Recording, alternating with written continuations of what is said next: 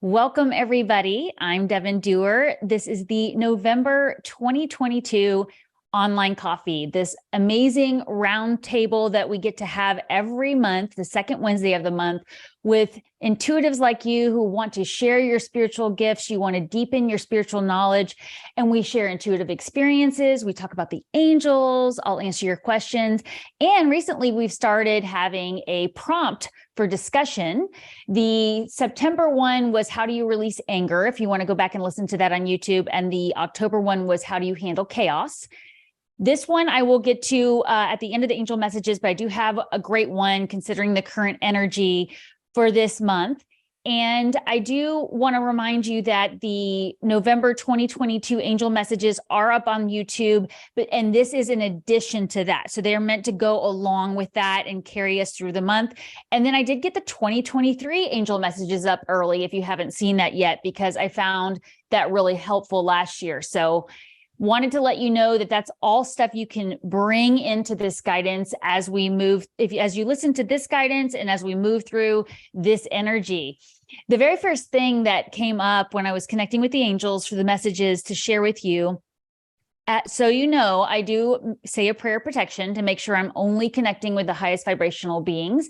And I ask that these messages reach you at the time they're meant to reach you. So know that as you're listening to these things, if something resonates, write it down, but try not to spend too much time interpreting it because you don't want to miss other messages. So right away, they were talking about the need to be a team player right now, and also the power of creativity. The energy is going to be tough for a while, but they've got a lot of guidance for us and they're going to help us through it. And they said a lot of the guidance here is around going into that creative space to help you get through. So we'll get more into that as we go, but that was kind of the overall message right away, was trusting in the power of creativity and being a team player. Now, we're all being team players here right now on the coffee and supporting each other. So I want to remind you, we do have this resource here. And if you're not a member of my online coffee page on Facebook, feel free to join that. It's a private group and you can ask questions in there and trade knowledge. And if you're a spiritual teacher, I'd love, or any type of spiritual gifts you offer, please post about them in there. The next thing they wanted us to know is that they recognize many of us have received some major insights, especially if you were looking up in the sky. Yesterday, we had the full moon lunar eclipse in Taurus, and boy, was this a powerful one. And the guidance around this is to really try to release any fears that are holding us back from trusting in these insights we received from that. For many of us, we may have actually had to go really deep to figure out what was coming up for us. I know for me personally, some fears came out kind of out of nowhere, and I had to ask myself where they were coming from. And that was something that I felt was happening during the eclipse, actually.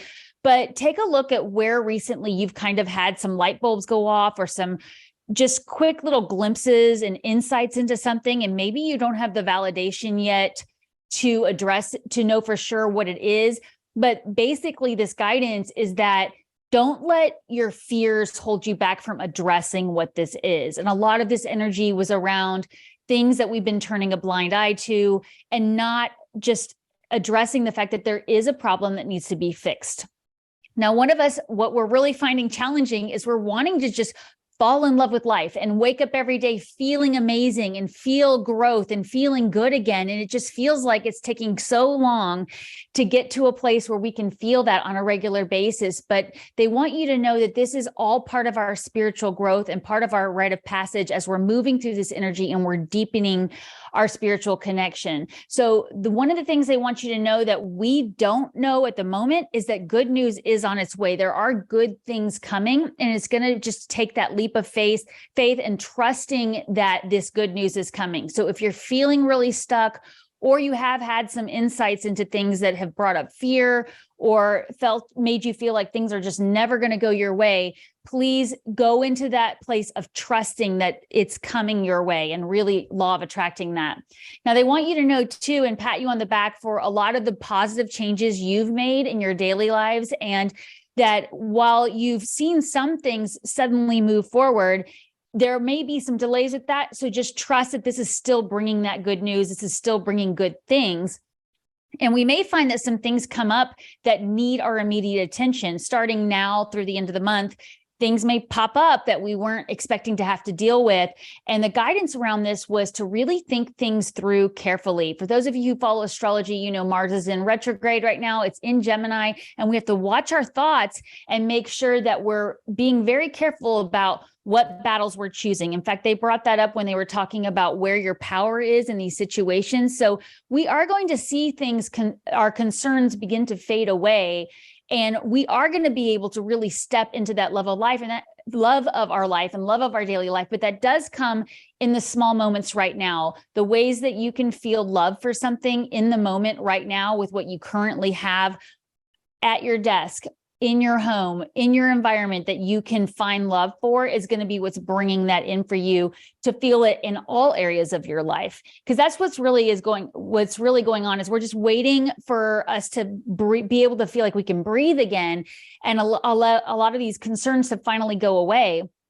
And that's going to take standing in our power. And your personal power right now is to really stand your ground, stick to your beliefs and defend them, but choose your battles wisely. So going back to that message earlier, this is where your power will come in, is stepping back and saying, is this worth taking on this conversation with this person? Is this worth going after that when I could just, let this person do its thing, or maybe even let a project be put on the back burner.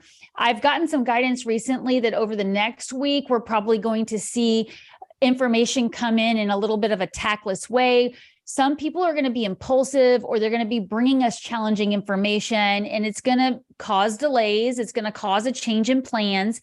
And we're going to feel like, are these people even assessing the situation and seeing what's needed there, especially since your personal power is the fact that you have so much passion for your creative side and for your spiritual path, and you're able to see it kind of from a bigger viewpoint than maybe some of these people are going to be seeing it. And you're going to have to handle that in that powerful way of saying, do I want to address this, or am I going to just let this lie for right now?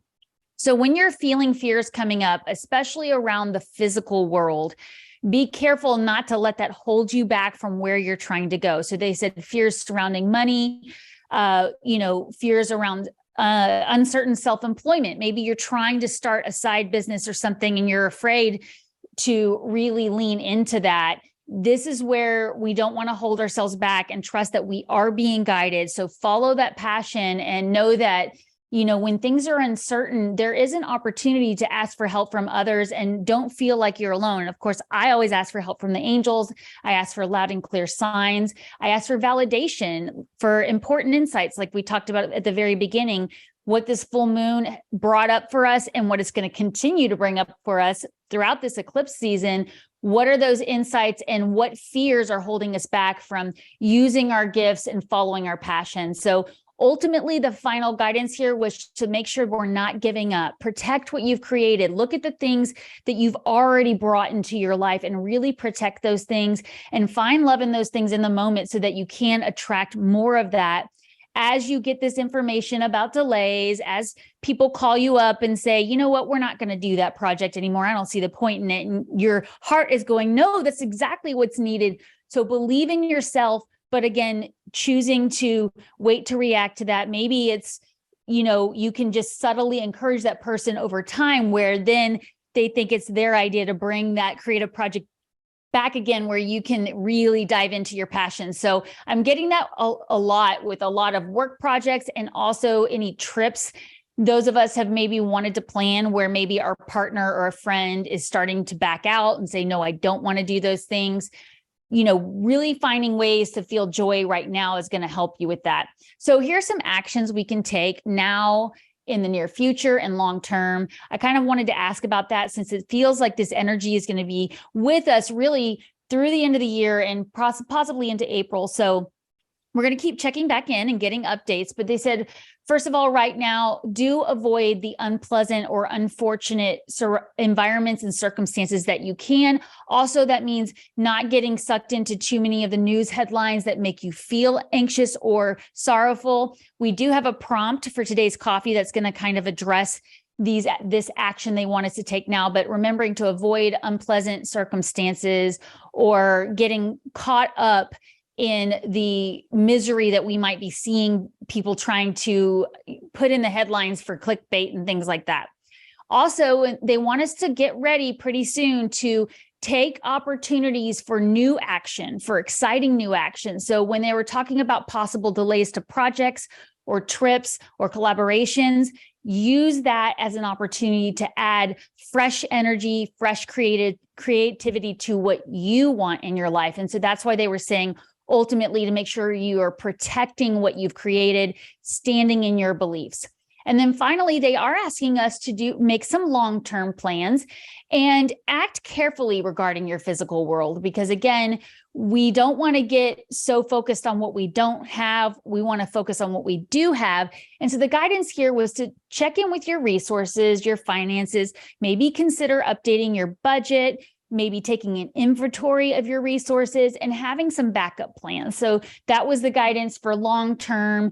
Is, this is that time of year where we're already doing a lot of that. We're looking back at the year, and I will probably have some guidance in December about what we want to take from 2022 into 2023, but go ahead and start taking stock right now and looking at where maybe you need to stock up on some of your resources. Maybe you need to cut some things because they're frivolous or they're not really adding to your value. And finally, they wanted us to know that we really are not alone. We've got this spiritual support on this journey, but it's going to take us nurturing our spiritual journey. So if you have an opportunity, try to begin making plans where you can retreat to yourself on a regular basis to work on this spiritual journey of your own. And they're showing me maybe you do have to interact with people on a regular basis in your work environment, in your home environment, or just especially here in the US, we have the Thanksgiving coming up where you're going to be around family maybe, or people you're not normally around. Plan time to retreat and do your spiritual work, have your spiritual routine, have those spiritual tools there for you. So that wraps up the angel messages for today. And I definitely want to go right into this prompt. So if you're new to the coffee, what I like to do is just go one by one to each of you. And if you want to share your comments on the prompt for today, you can. If you want to ask a question or you want to share an intuitive experience, we all learn from it. So whether you're new to this journey or you've been doing it your whole life, all ships rise with the tide, right? So the prompt for today, before we start going around, is how do you handle judgment from others about your beliefs? Now, I don't want to talk about politics. I like to keep this about, spiritual work and what we're doing, bringing our spiritual gifts to the world here. So let's leave that out, even though I know it's probably on a lot of our minds right now, given the elections yesterday.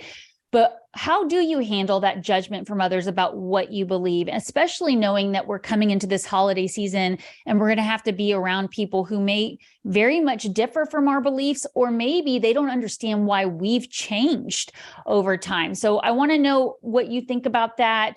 And I'll share first to just get it going. But first, just a couple quick announcements.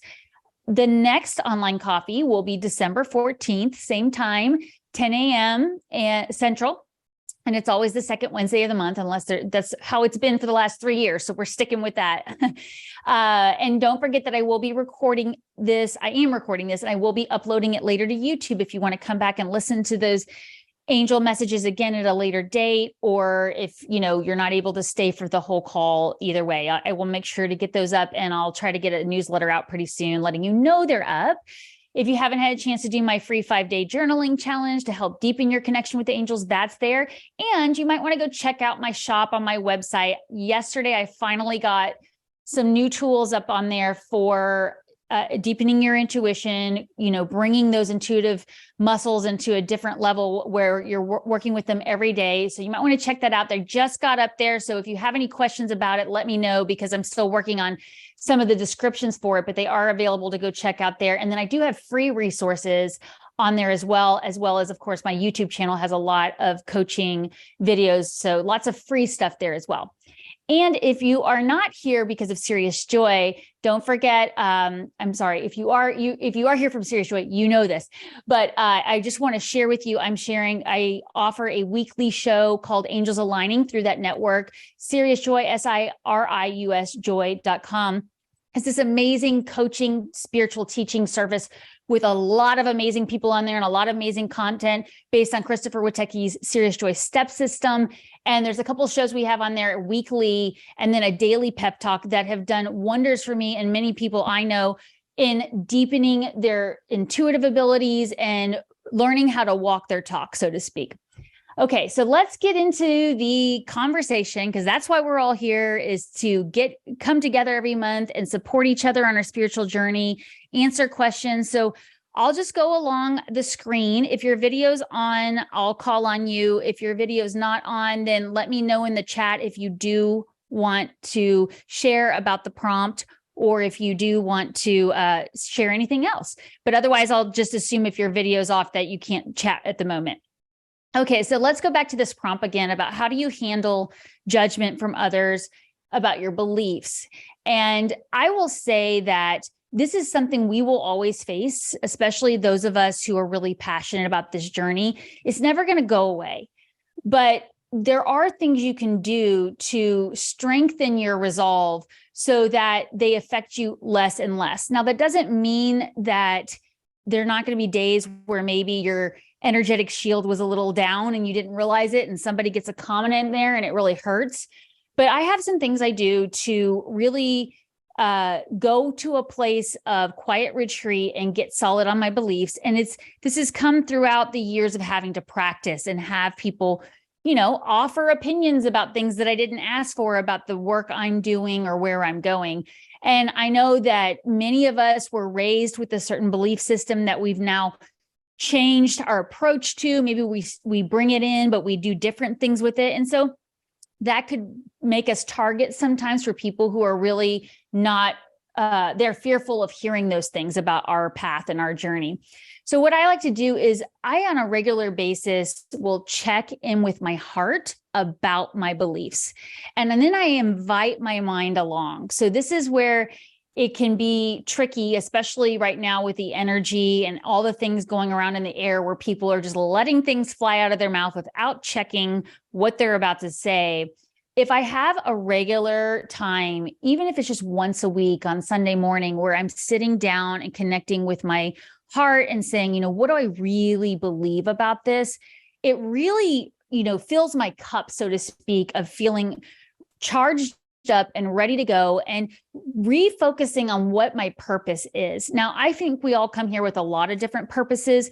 So a lot of questions, a big question I get when I do one-on-one sessions is, what is my purpose? Well, we have a lot of purposes, but if you keep track of what we feel it is and then check in with that purpose on a regular basis, your heart will let you know if you really feel like that's your purpose. And an example would be, maybe you've signed up to volunteer with a group locally, and over the last year or so, or even a few years, you've started to feel a disconnect with this group. And maybe you don't align with their beliefs the way you used to, but they're used to relying on you for a certain, thing that you volunteer or a certain offering you have. And you're having to really check in with, is it my purpose? Is it really solving what not solving, but is it staying in alignment with my life purpose to continue working with this group or not? And so asking yourself that on a regular basis is slowly but surely unveiling to you what your purposes are and whether you're still in alignment with them, or did you just get caught up in I should do this because I said I would. Okay, so I want to hear what everybody else has to say about these, and I always love connecting with you on here, so thank you so much for being here. I see Christy first on my screen. Hi, Christy. How are you doing? Good. How is everybody today? Feeling good. I'm feeling tired from the full moon, but we're getting there. This energizes me. So Great. How about you? I am also feeling kind of the full moon hangover effect. All of that landed almost directly on my nodes, degree and all. So it was a little rough. I'm not gonna lie. It's been a little rough. But as far as judgment goes, I have a tendency to be a little bit introverted, and sometimes that leads me to be defensive rather than open. So I tend to close in whenever I feel judgment, because it takes a lot for me to express myself sometimes. So the technique that I've kind of been trying to use is Number one, always awareness, mindfulness of where I'm coming from whenever I receive information from someone else. If it's really just a projection of my own feelings that I'm seeing in someone else. And then the second step for me is always to be curious. And that's really helped me a lot, to ask them a little bit more about their beliefs. Tell me more if I'm not in a totally triggered state. If I'm in a triggered state, that doesn't work. Right. But if I can step back and be a little bit curious, that helps me a lot to at least understand someone else's perspective and maybe get out of my own head whenever I think it's all about me. And then this is the hardest part for me, leaning in. So actually leaning into whatever feeling is coming up for me instead of backing away, and allowing myself to kind of process those feelings instead of stuffing them. So that's just a little like a 3-step thing I try to go through: awareness, curiosity, and leaning into the feelings. And it doesn't work every time, especially if I'm very, very triggered. I just have to take the time and space. But absolutely, that's the process I try. Wow, that is very valuable. Thank you for sharing that. And especially the curiosity part, in that it's validating how the other person feels, right? And so I understand the need to make sure you're not in a place of feeling triggered, because I feel that's exactly how I would approach it as well. Am I too triggered to respond to this, and go into that place right now? But I have found the same thing. I can validate that, if you can almost remove yourself from that energy and observe it with that curiosity, then it also kind of eases whatever tension is there with what that person is coming at you with their judgment and whatever fear they're feeling. Maybe they are using you to help themselves deepen their own beliefs by arguing with you. Maybe they don't really believe it, so they're throwing that out there to see if you can convince them. It is kind of having that observation of not only where am I coming from, but where are they coming from? And also understanding that there's probably a lot we don't know about where they're coming from or what they're going through. In fact, that reminds me of, I think it was the November or the 2023 messages, that a lot of us are going to learn things about people in our lives what things they were going through that we were unaware of. And it's going to connect a lot of dots for us in a good way, in a way where we're going to go, okay, now I understand why that person was taking that approach, or I understand why they were coming at me with that in kind of an aggressive way. And it's going to give us that opportunity to release it and not take it on as, what am I doing wrong? Or, so those are great steps. Thank you so much. And did you want to share anything else? Have you had any big epiphanies with the full moon, or any experiences you wanted to share? Well, both my cats are sleeping with me in the same bed. Is that a big epiphany? Because it was huge for me. Yeah. Like they don't like to be together. Yeah. That is an epiphany. Yeah. So that was good. I was like, they've set their boundaries with Scorpio, and now they're releasing themselves together. There you go. I love it. Yes, it is always nice when our fur babies can just get along and have a peaceful house, for sure. Well, that's really great. Well, it's always good to see you. Did anybody have anything they wanted to comment on what Christy said before we keep going? Okay. Well, if you do, leave it in the comments. And I see next. Thank you so much, Christy. That was really, really great. Really great contribution. Kelly, you're next on my screen. You need me to unmute you?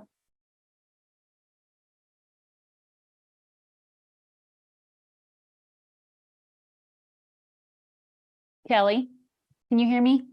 Or is she frozen? No, here I am. Okay. Devon, that's, as usual, you were spot on with what I journaled this morning. So I have this book that I read in the morning before meditation, and I can't get off of these 2 pages. I keep reading these 2 pages, and I get to the end of the page and I go back to, I'll show you. So I start here and I read, and then I go back and I start here and I read again. I can't get off the 2 pages. I've been on those 2 pages for about 3 days now. And the bottom line is, you are fully responsible for your vibrational state of being in any given moment.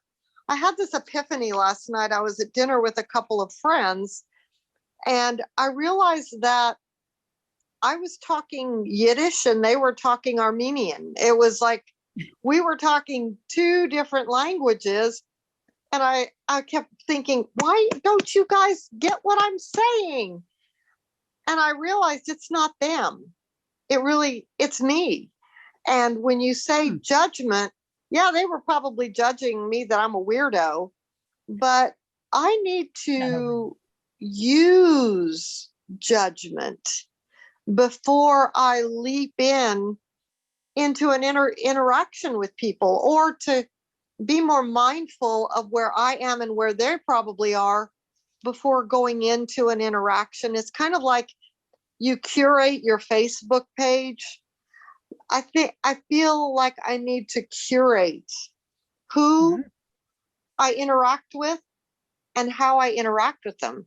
For my whole life, I've walked into any situation giving everybody the benefit of the doubt. And this is not saying anything bad, but I just realized I really was on a completely different vibration. I was on a different frequency than they were. And whose responsibility is that? It's mine. It's not theirs.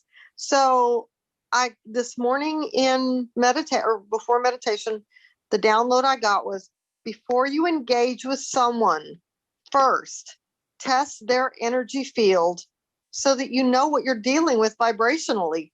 I assume I can handle any interaction, and I can, but that's leading with my mind. Why not consult my heart, my angels, my guides?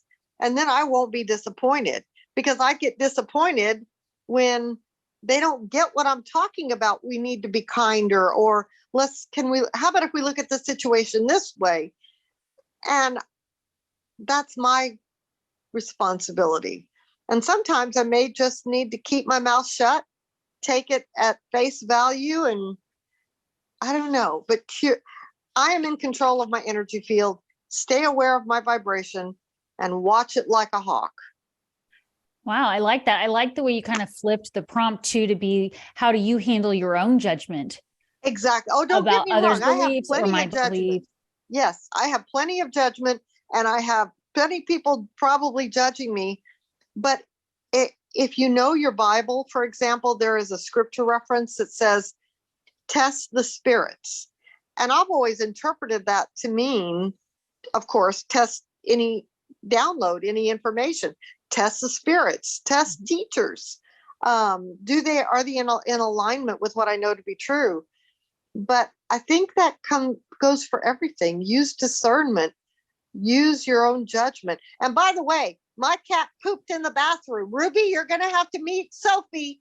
She pooped outside of her box on the other side of the house. So I don't know what this is with cats sleeping with you all zen. My cat pooped in the wrong place. So there. Yeah, Ruby is our regular animal communicator in the group, and she will have to get you guys in connection. Well, I really like what you said about, using judgment, and that is circling back to the messages in the beginning of this coffee about, keeping yourself out of environments that are negative, or, really checking in with your intuition, whether you should accept that invitation to some group or event. Yes. And really, because we're not, and the other thing is, we're not saying judgment is bad.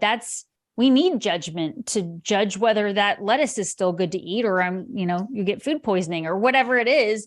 But it is also understanding our filters and where we're coming from with that. And then when we're feeling attacked, it's that old definition is, people, when they believe something, they seek evidence of it. And that's been my big thing all along. When I was doing this work in the spiritual closet, so to speak, I had to first go do it myself and then find validation for it and evidence before I was going to listen to anybody. It was not something I was comfortable trusting outside of myself. But in hindsight, I'm really grateful I did that. Now, I think other people need to come at it differently. They need to first hear other people's experiences and then step in. But the point is we're seeking that evidence of what we believe to be true. And then we're holding on to that. So is our mind telling us this is true, or is our heart telling us this is true? And where I'm leading us with this prompt is to have that gauge of when is your heart saying yes and when is your mind arguing with it? And then using that method of inviting your mind along to just give it a try. Does your heart believe this? Well, actually, yeah, I think so. Okay, well, then how can we invite our mind along or our ego along? And that does often mean making sure you have a place to go share your beliefs in a safe place with others and talk about it and not feel judged for what you're trying to explore. So I love that. And a quick question, are you saying you keep getting stuck on those pages because they're so deep? Or are you saying you're still processing them? And so you feel like you have an understanding of it and you're just really trying to embed it. Right. That's exactly right. I got it, but I can't get off of it because I think it needs to go deeper.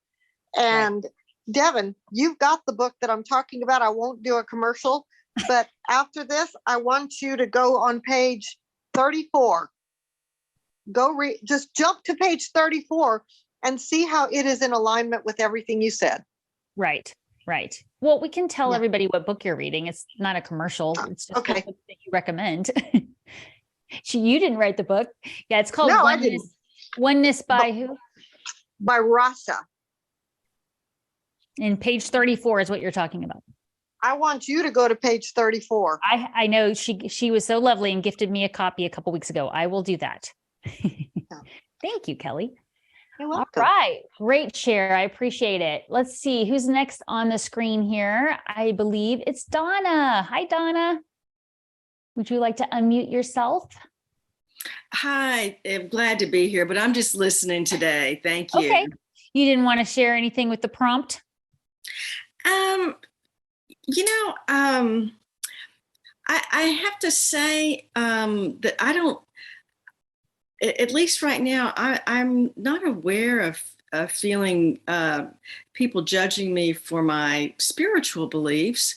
Political, yeah, but we're not going there. And I think sometimes maybe I do use humor if I if I say something, around people who I know deal or see spirituality differently. And, I'll kind of joke about having come from another planet or something like that. And, that's the joke about me being the alien.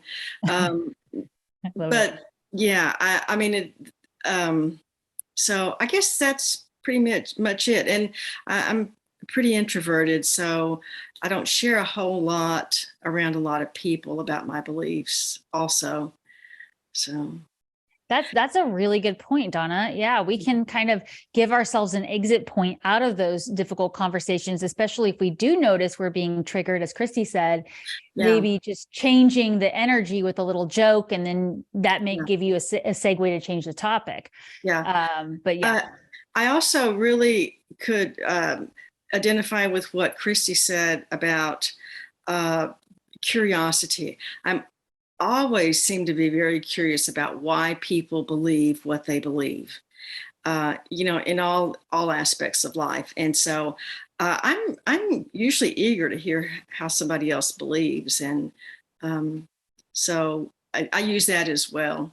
So that's a really good point. Yes. And, that reminds me of how with the angels will often give us messages through someone else's conversation.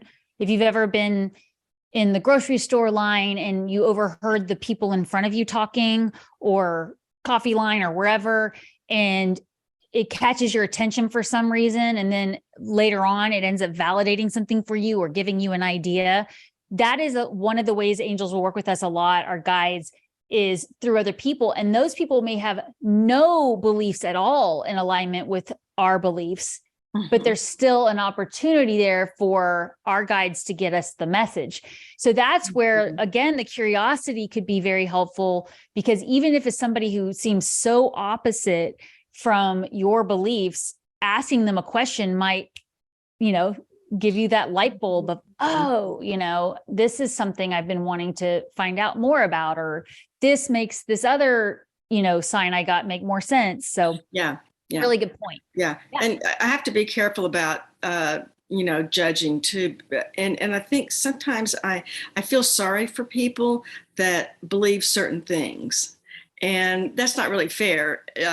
But because I grew up Catholic and believing some things. And I know people, especially family, that still believe some of these things like hell and whatnot. And I said, oh my God, that's a lot to carry with you, through life. And so anyway, that's all I have. Yeah. Feeling compassion for you when you see them in a place of fear or misery. Mm-hmm. Yes. Yeah. That can be hard for sure. But yes, because I remember those days of having those beliefs. Yeah. Right. And that kind of circles back to what Kelly was saying. And I think she even mentioned this at the last coffee. This Mars in Gemini for me, retrograde. I'm sorry. My natal Mars is in Gemini, and I feel like I'm tripping over my words today. I apologize. But the Mars, I'm sorry. See, I just did it again. That's hilarious. The comment Kelly made about everybody is where they are meant to be on their journey. And we really aren't meant to go get them and take them on our journey, even though we feel like that's what would help them. They have to learn these lessons on their own, and then on their own decide, I need to know more about that, or I need to give that a try because this is obviously not working anymore. And then they have to have that spark of inspiration on their own, and that there's possibly an opportunity sometimes for us to push them farther away from their path by trying too hard to bring them on board with our beliefs, which is a hard thing to do when you're coming from a place of love. And you're coming from a place of compassion. But that is part of our work here too, is to understand that boundary of, you can lead the horse to the water trough, but you can't make them drink. And they have to decide they're thirsty for that knowledge and come to you for that. So yeah, thank you. That was really great shares. Donna, you always have lots to say, and it's so great to see your face. Thank you. So nice to be here. Thank you. See ya. All right. I believe next on my screen is Melanie. Hey, Melanie. How you been? Hi, good. It's always just so nice to come to this coffee. So always great to have you here. You always really contribute. And it's interesting, actually, like I have a quote on the board behind my computer that makes me think of the conversation with Donna. And it's just, I feel like it's from, I don't even know who's from. I didn't write down who it's from, but anyway, from some book. But it really just talked about the idea is to, like, when you're around other people that are in a different place than you, it's about opening your heart and feeling into what they are seeking for themselves, but are having trouble getting to, and then trying to hold that vibration for them. And so it's not about them becoming my new like bestie to talk about spiritual stuff, but like whatever journey they are on. And that's one of the things I think about a lot in terms of like, even like I have a friend who's had some medical problems right now, and like there's a reason why she's having that experience, and I don't want to interfere, or I do, right? Like I want to just magically make her better. But anyway, there's a reason why she's having that experience. And I like the idea of just like helping on the edges, right? Like what's some small thing I can do without saying, oh, maybe you need to look at boundaries, or maybe there's some childhood trauma that would be helpful to release from your body, because that's not her thing. And that's not what she's looking for right now. Maybe one day, but not right now. Right. And what will help me with those situations, because I know we've all been there with friends and loved ones where we see there's things they could be doing that they're not doing, is I'll ask the angels to give me a loud and clear sign if I'm meant to say something or to offer something. And then I feel like I'm doing something, because I'm inviting I'm letting them know I'm willing to do it if it's in that person's highest interest. And so then I feel like I'm doing something. It's like when my kids are sick and I feel like I've done everything I can do to make them more comfortable, and then knowing that ultimately I can go pray, and wake up in the middle of the night feeling anxious, go into that place of prayer and gratitude and saying, let me know if there's anything else I can do to help. And so, yeah, I resonate with that. Yeah, for sure. It's so hard. I mean, it's that, again, the judgment piece. Like, is it that we're being judgy, or like other people are being judgy of us, and like letting people be in their place? And it was interesting actually, because the other day, the same friend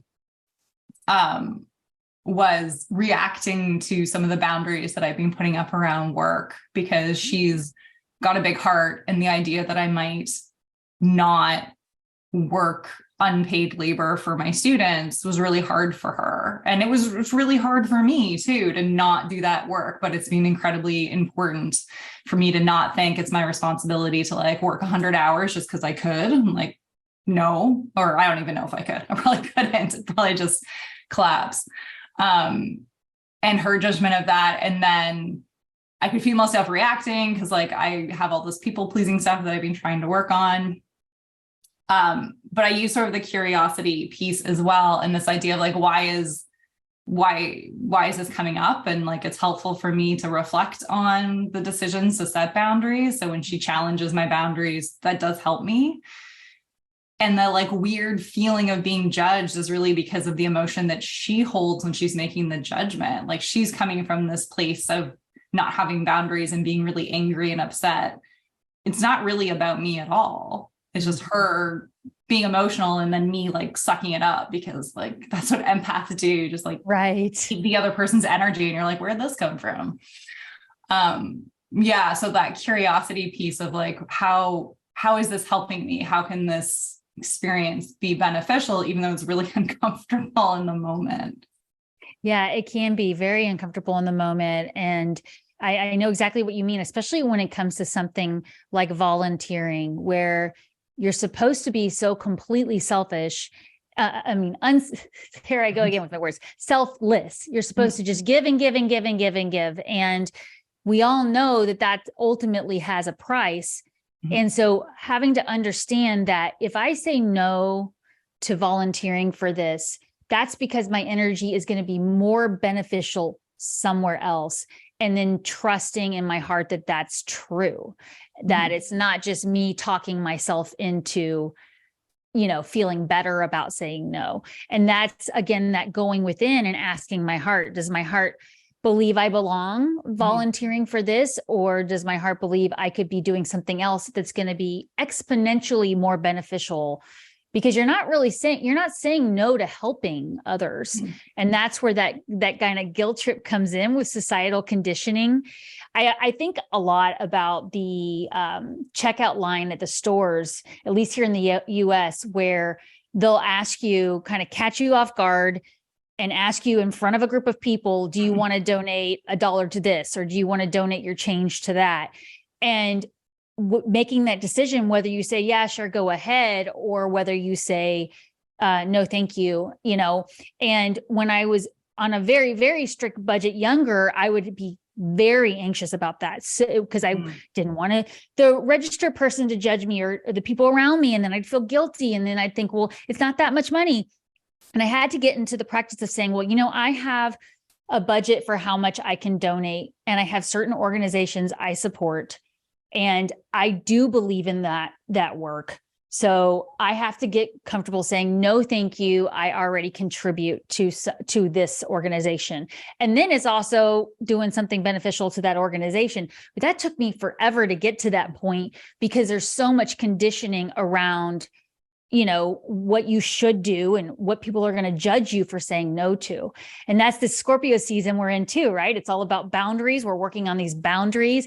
And so, sometimes I might say, yeah, sure, go ahead if I feel like I want to, but I had to really, in the smallest moment, be prepared for that judgment. Is she going to say yes or is she not? And then a lot of the times the cashier person was very nice about it. Then there were times they weren't so nice about it. And you just have to go, okay, I learned from something from that. And I don't know what they're going through. So, but that little moment can be so triggering when you think, oh, I just came in here to get some milk or whatever. Yeah. And now I'm having to face this judgment. So there's a little tangent there, but I see that a lot in a lot of the teachers I know are expected to give so much of their free time to the point that they get really depleted, and then it starts affecting their health and their work. So good for you for setting those boundaries. And do you feel like it's starting to have an effect for you and for those around you? I think so. It's a work in progress. This is usually the worst month of the semester. So okay, I gotcha. There's a lot, and there's a lot of anxiety from all the students, but I'm doing what I can, and I'm another thing that you said about using creativity to get through it, like that really, I started just writing sort of creative writing stuff, and that's sort of be my therapy, and I won't give that up. So it's like, no, I can't work more right now. Really good point. Really good reminder. Being creative is actually a form of healing. Yeah. And society did not tell us that either. We were told that, what we used to do in kindergarten and color just for the sake of coloring is a waste of time. We should be, giving back to the community, giving back to this organization, working longer hours. And we all here know that that's not how we're going to live our lives, but we still have people come at us who think that's how we should live our lives. So I agree with that. And that's one thing that has been really helpful for me too, is to trust that I am helping others when I'm in a creative space, even if that creative project never sees the light, so to speak. Like it's never put up on an Instagram post, or it's never shared with anybody but myself. I'm co-creating with God, and that's healing in and of itself, which is making me better when I do go out there and volunteer something. So yeah, really good point. Well, that's like what Kelly was saying about being responsible about your vibration. Like when you get into that creative space, you're holding a really good vibration, and like we affect people in lots of different ways, and that's one way. Yeah. And you really never know how you affect them. And so again, with that judgment prompt, maybe they aren't really judging us to the level that we felt they were. Maybe they were just curious, but when we stay in that high vibrational place, it's easier for it to bounce off of us, or for us to recover from that, so to speak, Yeah, definitely. Yeah. I have to talk to my kids about I'm rubber, you're glue. What you say bounce off me and sticks to you. It's like, well, I don't really want it to stick to the other person either. If we're all being really high vibrational, we want that energy to disperse and to be positive. But, kids are, especially at the age my younger one is right now, they're going through that exploration of their judgment, of their beliefs and how people act. And as a parent, it can be really hard to watch and like keep your mouth quiet about, or grandparent or aunt or uncle, and I'm sure a teacher. So, but yeah, those are really, really great points. Thank you so much. Did you have anything else you wanted to share before we keep moving? No, that's everything. Thanks. Yeah. Thanks for being here. Always good to see you. Next, I see Patty. Hey, Patty. Hi, good morning. I'm so glad you could make it. I know you always are so busy. So glad to be here. And I'm all over the map this morning. I mean, I thought I knew exactly how my day was going and how it was starting. And then I'm taking something, of course, from everything everybody is saying. And I'm thinking, oh, yeah, that. And then I'd write it down. Oh, yeah, that. And then write it down. So, hopefully this will make some sense. But when Christy started with the curiosity, that was an answer to your prompt. That was something that I was thinking. We had to read a book for our team at work called Never Says. And one of the things was, you think you know what you're saying to someone in response to their belief or whatever they're saying. You think you know where they're coming from, but you really don't. And it was things that you should say to yourself before you ever respond to someone. And of course, one of them was curiosity, and replacing being judgmental with being curious and just saying, that's really interesting and tell me more. And so it just kind of started me thinking about all of the other thoughts that come tumbling out of your mind. And I realized that when I started thinking about what I was doing and how I was responding, that it was me projecting myself and my beliefs. And then I started going backwards and thinking, okay, am I being judged for my spiritual beliefs? And I have a dear friend who's been going through all kind of physical, mental, emotional, family. I mean, just so many things. And I kept thinking, okay, what I was doing was projecting. Well, I think what I wrote down was I was projecting myself mentally into the next day and the next month and the next year. And how was I going to react to that? And I found myself doing that with her, that it was like, well, she doesn't want to know what my spiritual beliefs are. She doesn't want to know that what I would do when I do that projection is to sit down and meditate and let things kind of bubble up and then deal with them and pray and ask for guidance and ask for spirit to help. And she doesn't, none of that would resonate with her. And even though I tried to do it, I thought, okay, I'm learning my own lesson here. Stop projecting all of this. And fortunately, and she called me one day last week and she said, okay, here's what I've decided to do. I am just saying, we are not going to deal with all of these. We're just going to take each day as it comes, and we're going to get ourselves mentally and spiritually on a level that would help us respond. And she mentioned, of course, so many of the things that I write down, I get from Kelly. So one of them was, I had recommended a couple of Wayne Dyer books to her, and she had never read any of them, and she didn't, but she started listening. So I know, like I said, I'm all over the map. I apologize for just not being able to get my own thoughts together this morning. But I think really it was, I found myself projecting into the next day. And how was I going to react when this happened? Oh. How was I going to react when that happened? And instead of just taking each day as it comes and praying for guidance and what message are the angels trying to get me to think about today, I was relying way too much on my own mind and not my heart. Yes. So I apologize for being all over the map. No, this is great. This is what we want, is just the conversation to go where it's meant to. I mean, what comes up is what we're meant to talk about. So thank you. This is great. And I have a question for you. When you say you're going to listen to your heart, do you have a gauge for that? That's what I've been working on with a lot of people that I coach, and even on myself and my kids, is what do you know your heart loves? And then do you hold things up against that to see, okay, this is in that direction of what it loves, if that makes sense? Yes, it does.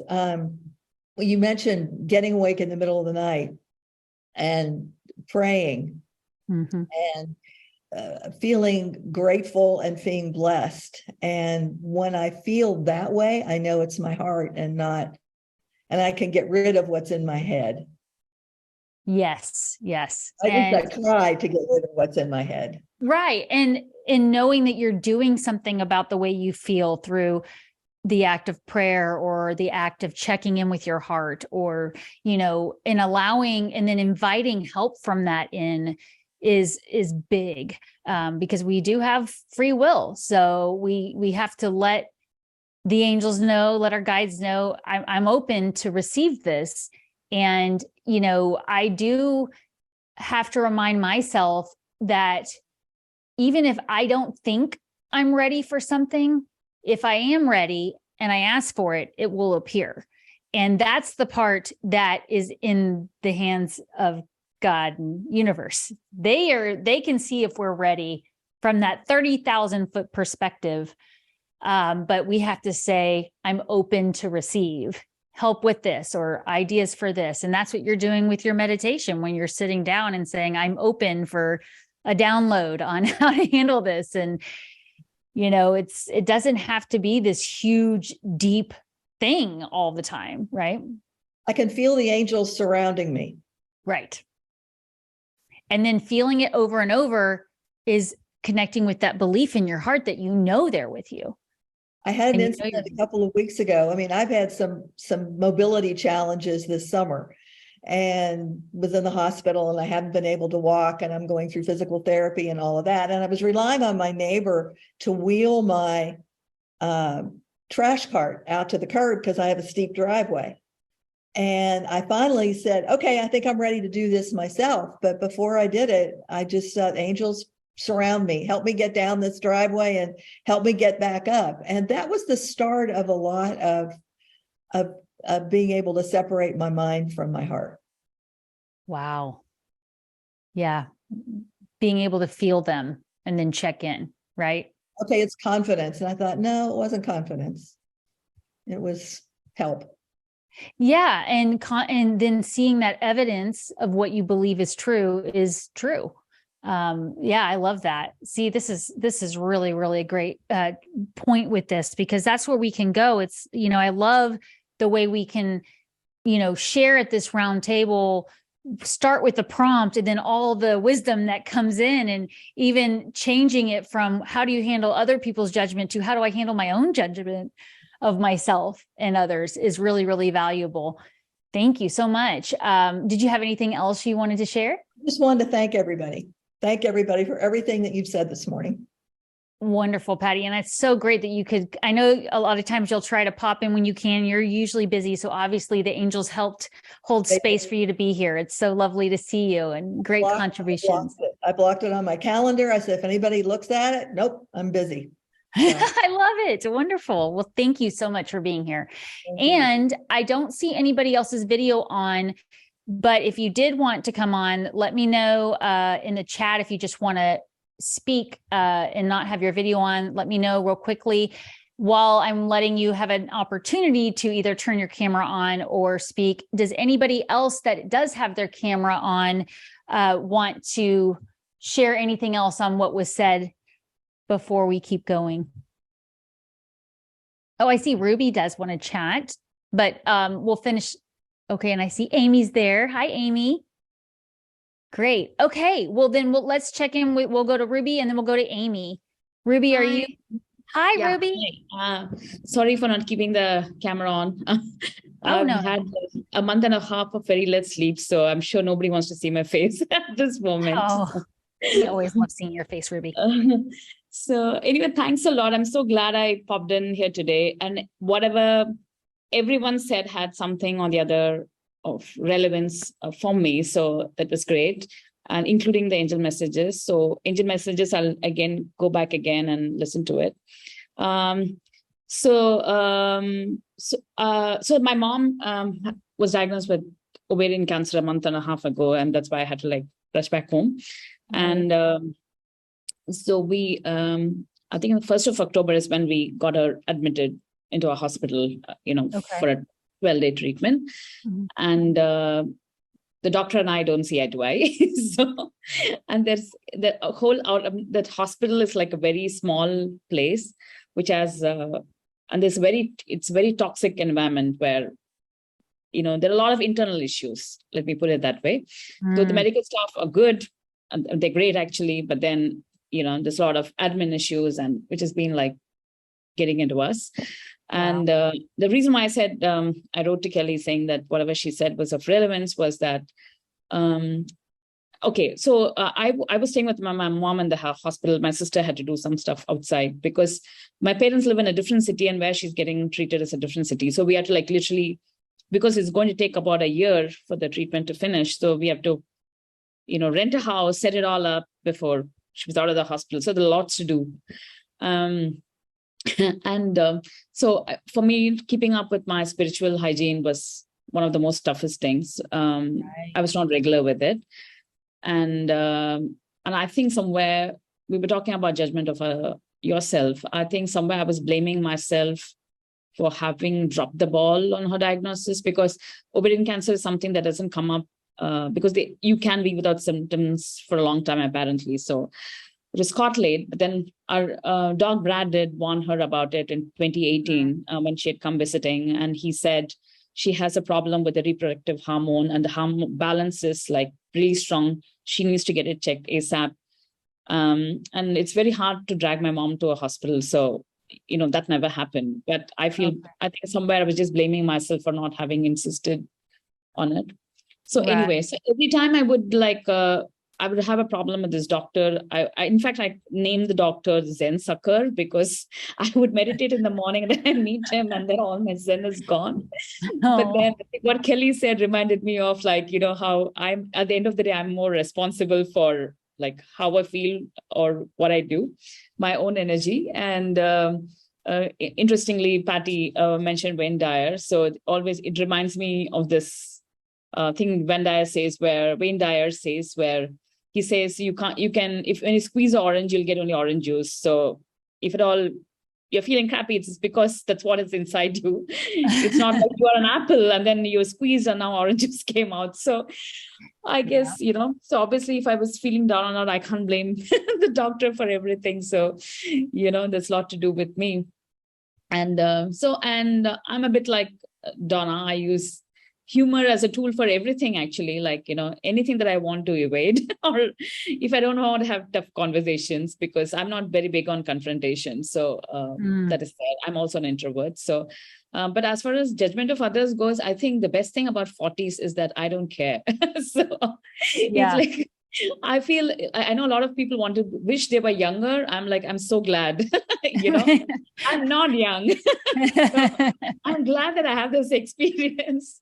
Yes, I tell my friends that are under 40, I'm like, welcome to this side. When they come over, I was like, it's really fun on this side. Exactly. You start caring a lot less about what others think about you. Exactly. So it's and then as far as even earlier on in my spiritual growth phase, even I used to feel that, oh my God, somebody saved me. So I need to save somebody else. So probably give them tips on what they should do. But now I think, in fact, I would actually thank Joan, our animal communication teacher, for that, where I feel everybody, I mean, you're not here to save everybody, or not that everything you do is right and somebody else does is wrong, though it might seem that way from where you are standing, because something has worked for you and somebody else is trying to get to where you are. So that is there. So as of now, at this point in time, to be honest, I think I feel at least have gained that maturity most of the time. There are times when I'm tempted to say something to a loved one, but then maybe my husband probably will try and tell them, why don't you try this, try that? But I've realized that that is also wrong, because everybody is on their path, and leading by example is actually a lot better. I'm not saying that I'm there, because I have still a long way to go. Probably I'm 25% through where I need to be.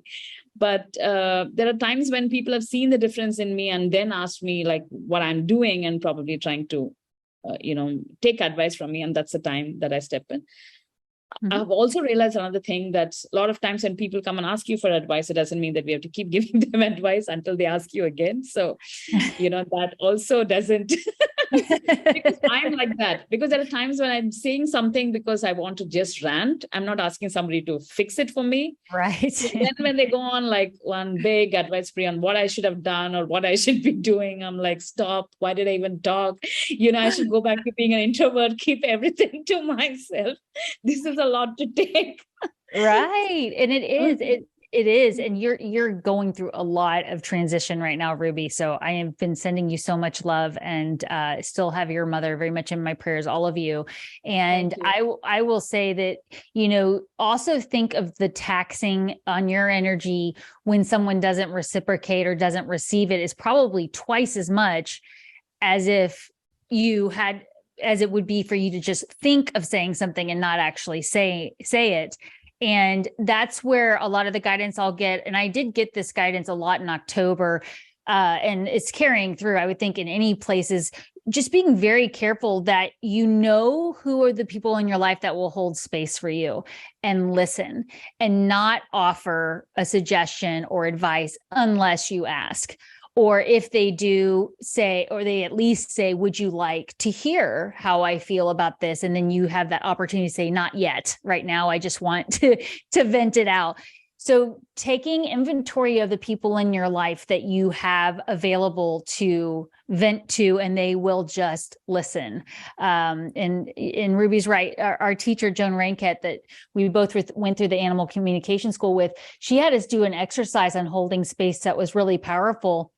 And it was that same situation of, when somebody tells you something and you're so fast to give them what they should do, that you're just jumping over the trust they just placed in you to hold space for them. And maybe not. And then here you're trying to come from a place of love. So you never even realized that, that they didn't ask me what I think they should do. They just were trying to share how they feel. And that's a tough one too, when you're a healer, like we all are here, right, Ruby? So, yeah. And so you're saying, you're talking a lot about how you've judged yourself recently is what you're working through with having boundaries on that, right? Correct. And also I think for me, it was also a shock, like how if I don't do my spiritual work, actually how I'm totally out of whack in terms of energies, because somehow I had assumed that I had this reserve to like fall back on, but obviously that reserve is not good enough for a month and a half at least. So, right. Wow. That's a really good point, Ruby. I do think that when we do this work professionally, because Ruby's both a Reiki healer and an animal communicator, and it's so a part of your day-to-day life routine that you think, yeah, I've got this huge reserve because I'm doing this as part of my work every day.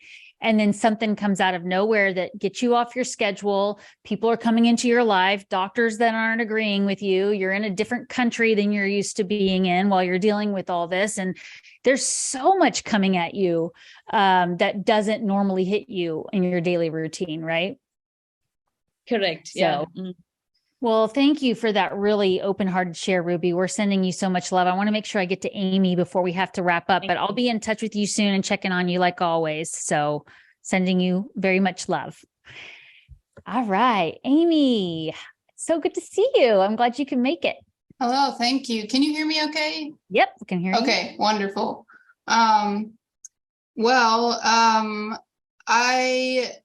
I wanted to bring up, because when I was watching your the soul support from last week, and you had brought up, yeah, sorry, I didn't preface, but you had brought up human design. All right, that got brought up. I don't even know if you actually initiated that, but it was, people were chatting about it, and it was like kind of a hot topic. And so I looked into it. I had heard it before, but hadn't really, and I looked into it, and it was helpful because, like you were saying, like the strategy for you, like kind of knowing, and I found that like I saw in mine that I have an open head and an open heart, like those are my open areas, and it made sense to me why it's so difficult for me to feel like, because I know that it's, for me, it's like we were talking even today just about feeling what your heart wants, but it can be very difficult for me because it's open and also my head is open. So like there's almost like it has to be like perfect timing for me to be able to feel my heart, because as soon as my head gets a hold of it, it's like it's carried away and I don't really know how to like reel it back in. And I think it shows up a lot in this time for me. Like Scorpio season is just like a nightmare for me always. It's like when just like big life changes have happened, it's like usually when like God universe will rip things out of my life that I was like unable to, like I just couldn't get myself to like part ways with it. And so like I don't know, it's just like crazy, and I'm sure my body remembers that a lot too. Oh yeah. As we're in this season. So like, even if there's not chaos, I'll feel it, but yeah, I just was, and then you had mentioned, I don't even know if this was like in the angels aligning or like when I heard you say this, but you were talking about, cord cutting. And so, cause I find that it can be difficult for me to follow through with like, even though I know it's like I know, but then my head gets a hold of it and is like taking me all these different ways, and it can be really difficult to like follow through with the like initial gut instinct, you know? And so I was like kind of looking into that cord cutting. Like this was literally like in the past few days, so I don't really know too much about it, but I just kind of wanted to get your take on like that experience and how you can, like, especially for someone like me, where I think also I have both open because like part of my purpose here is learning how to like, you know, decipher those things and how to trust. Right. Yeah. So yeah, I just Yeah, wanted to hear. Oh, go ahead.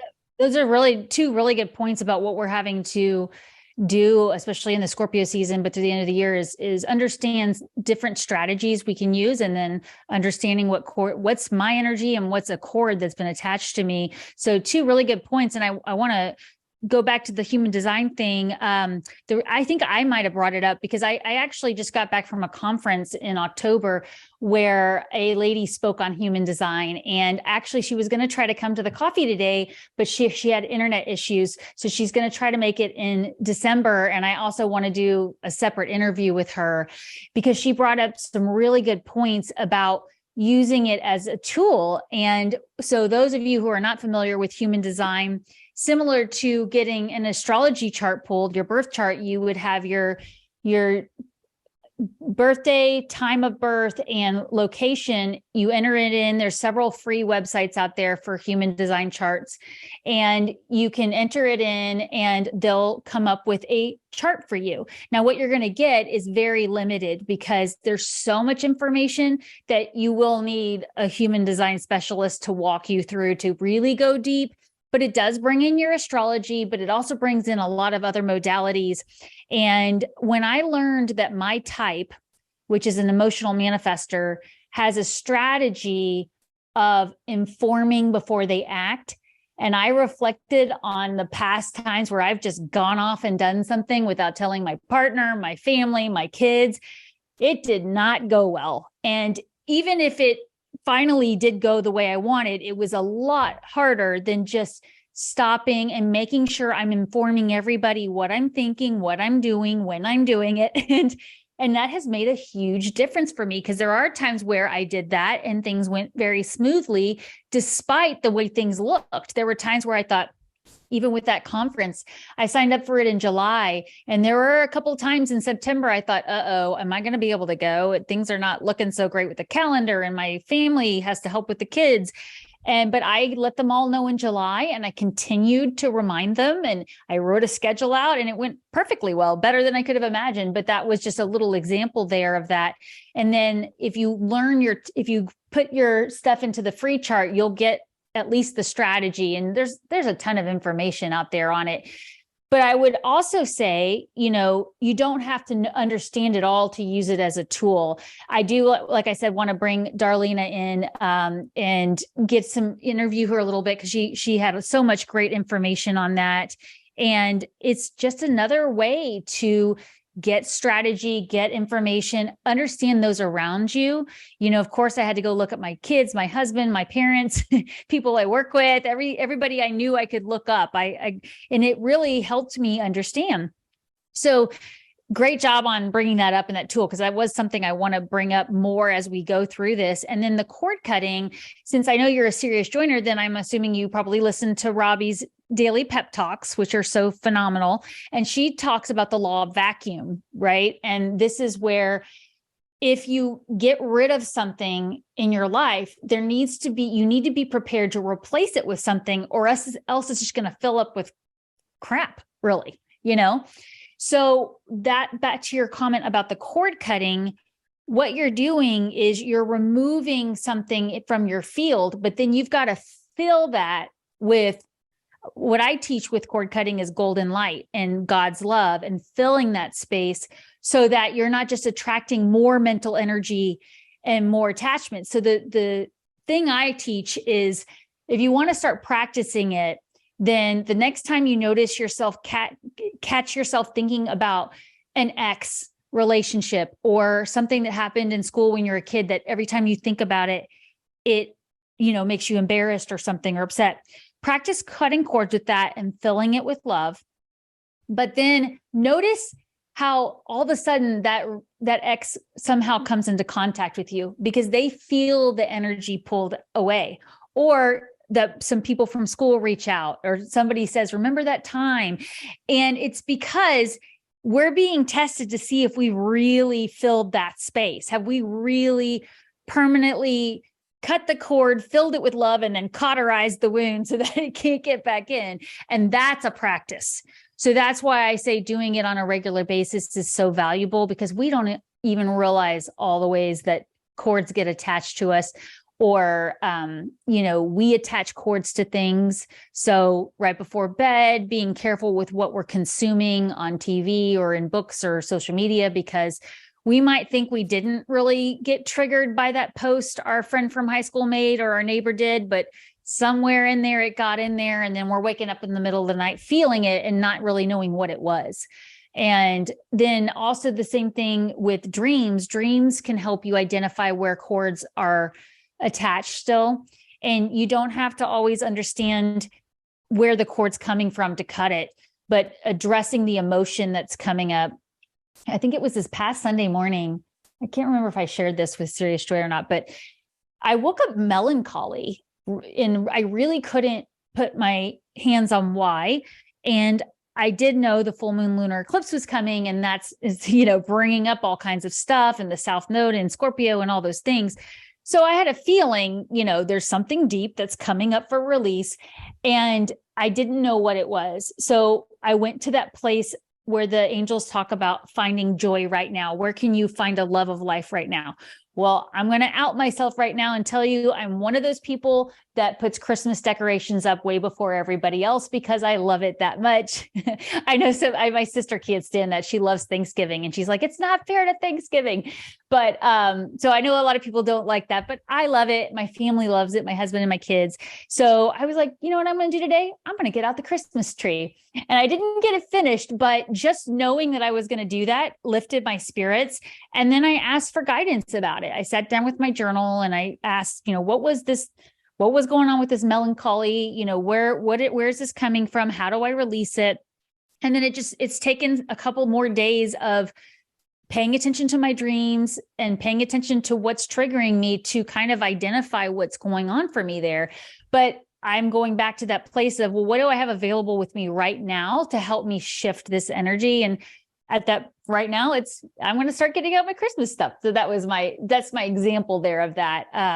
But yeah, I do consider it back to Ruby's point about feeling like, oh, we've got enough of a reserve. We don't have to do this.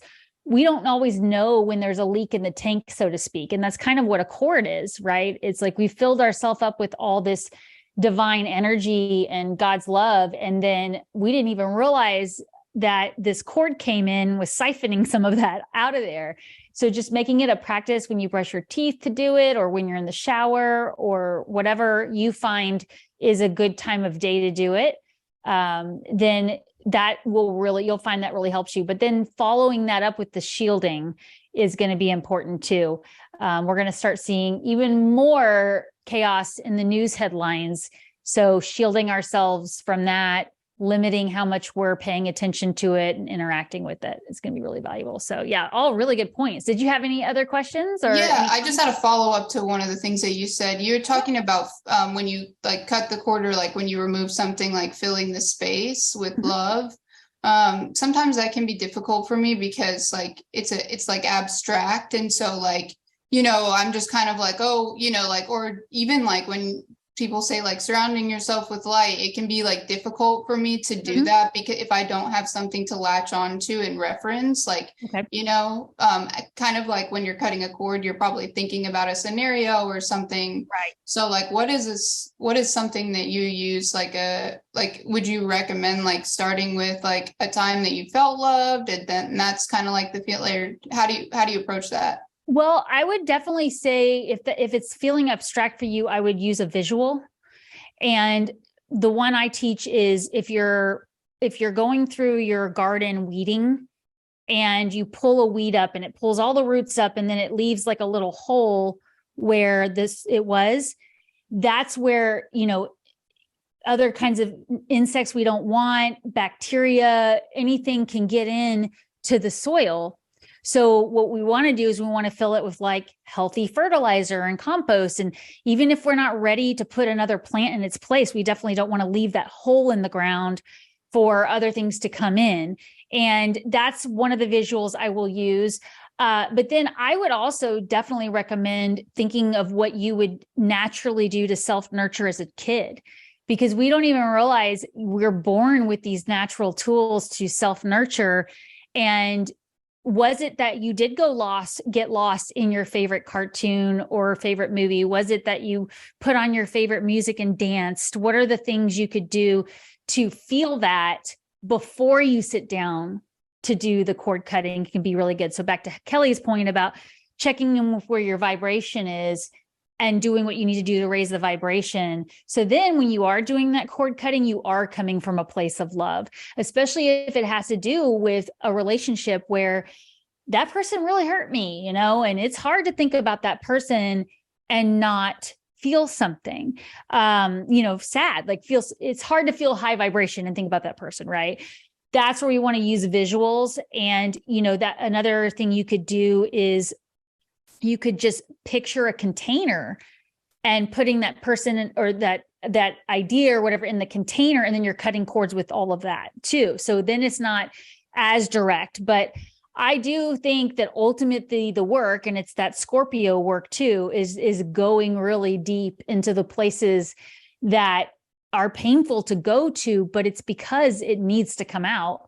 And, you know, I've had to really take notice of the multiple people I know in my community and people who have just mentioned it in passing that are dealing with plumbing issues right now in this Scorpio season, leaks they didn't know, septic system issues, all kinds of things coming to the surface with this. And so we're getting these visual aids right in front of us of what needs to come out so that we can fix it. So anything like that, I would just pay attention, and you might even just ask the angels, you know, help me remember what would be in my highest interest. I also like to just go on the internet and Google free images, and like I'll do, you know, free image of abundance or free image of spiritual connection and see what comes up, and maybe take a screenshot of that and keep it somewhere, keep it in your journal or on your phone. So lots of things you can do. I feel like what the main thing for you is going to be giving you something physical and to visualize, and then it'll be easier. When I was first practicing my shielding technique that my friend Tracy Day taught me of using a pyramid, I had to have a pyramid in front of me and then mentally build it. You know, and then now I can do it like that, but it is like anything, it's practice and like going to the gym every day and building those muscles. You're building your intuitive muscle every day by cord cutting and doing your visualizations and affirmations. So I hope that was helpful. Yeah. Really, awesome. really great questions and Thank points. you so much. I'm glad you could make it. Well, we've come to the end of our coffee for November, and I'm so very, very grateful all of you were here. And to those of you who are listening later, thank you. I do feel you all connected here, whether you're here live or listening later. Feel free to put questions under the comment in the YouTube channel when you listen to this. If you weren't able to participate, or if you think of something later, or you just want to share your answer to the prompt, because I know not everybody likes to be on Facebook. And so I'm trying to find other ways for us to stay connected in between the coffees. And just so much gratitude for all of you for being here and sharing all the great wisdom. It's just so much beauty you are all sharing every month, and we all learn from it. And I really appreciate it. So thank you for being here. And I hope to see you at the next coffee. And remember to take time every day to connect with the angels. See you next time.